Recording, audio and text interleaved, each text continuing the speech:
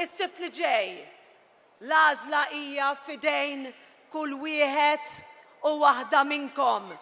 Ħadd ieħor qed jitlobkom il-mandat biex isalva hu.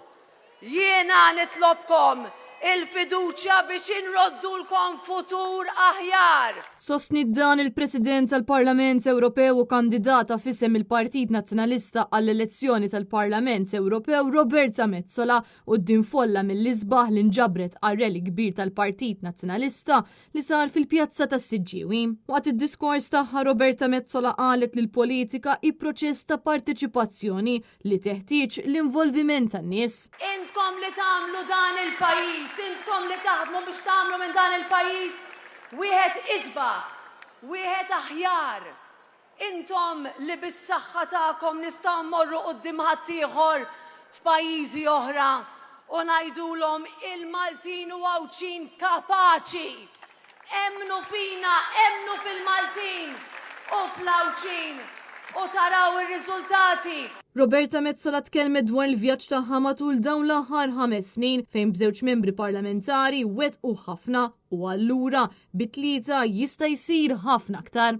Il-vjaġġ tal-aħħar 5 snin għallimni li meta naħdmu flimkien, meta nemmnu f'xulxin nistgħu naslu fejn nixtiequ. 5 snin ilu aħna ġejna qudiemkom u tlabnikom il-fiduċja tagħkom. U intkom emmintu fina u eleġġejtuni bħala r-rappreżentanta tagħkom fil-Parlament Ewropew. U jiena sarraft din il-ħidma flimkien ma' David Casa għal-ġid tal-Maltin u l-Awċin u sħabna l-Ewropej f'dawna.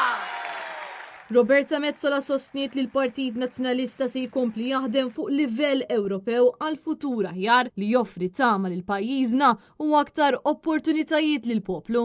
Futur aħjar li joffri tama f'ġejjini aħjar għaż-żgħażagħ, tama f'aktar opportunitajiet, tama f'Għawdex, tama f'kull Maltija, f'kull Malti, f'kull Awċi, f'kull Awċija, tama għalika u għalik u fik. Grazzi tal-appoġġ, l-għażla hija f'idejkom. Jiena u l-kandidati tal-Partit Nazzjonalista inwedukom u li ħanroddulkom il-fiduċja li tatuna. We will not let you down. Thank you. Grazie. Minnaħa tagħha l-imprenditriċi Grace Borg sostniet li l-poplu irid garanzija ta' ġustizzja fil-waqt li rrimarkat li preżentament ninsabu f'perjodu fejn hemm bżonn il-bidla f'pajjiżna. Il-poplu irid garanzija ta' ġustizzja. Irid il-libertà. Irid jiġi stmat u li kulħadd stmat l-istess. Kulħadd għandu l-istess drittijiet u kulħadd għandu dritt għal kull informazzjoni li tiġi mitluba. Grace Borg qalet li l-poplu irid jgħix seren u f'soċjetà fejn tirrenja it-trasparenza. Apparti minn hekk hija qalet li l-poplu irid titjib fis-settur tas-saħħa u li tiġi indirizzata il-pjaga tal-għoli tal-ħajja. Il-poplu illum irid it-trażżin tal-għoli tal-ħajja, tal-ikel u tal-mediċina li hawn ħafna nies qed jibqgħu mingħajr il-mediċina li għandhom bżonn. Għanna bżonn ta' sptar ġdid. Ma nistgħux nistennew 3 snin għall-operazzjoni. Huwa żgur li l-poplu għandu bżonn jinqeda aħjar. Grace Borg saħqet fuq il-bżonn li tirrenja trasparenza f'pajjiżna li x'preżentament għandna gvern li qed jaħdem għal gwadan personali tiegħu. Hawnhekk hija saħqet li trasparenza hija mediċina qawwija kontra l-korruzzjoni li hawn f'pajjiżna. It-trasparenza tal-gvern mhijiex is-sissin tal-fiduċja u l-kontabilità bejn min jigverna u l-poplu. It-trasparenza hija mediċina qawwija kontra l-korruzzjoni, kontra il-ftehim suspettuż, meta jkun hemm informazzjoni ħielsa issir aktar diffiċli biex wieħed jawweġ il-fatti għal gwadan personali tiegħu.